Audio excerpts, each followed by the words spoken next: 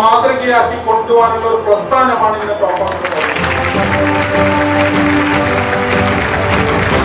Topaz ഗിൽബാർട്ടിലൂടെ നമ്മുടെ മുമ്പിലേക്ക് ഒരു കൊളാബറേഷൻ കോർപ്പറേഷന് ഏറ്റവും വലിയ ഒരു സന്ദേശം നൽകുകയാണ് ഈ ടീം ചെയ്തത്.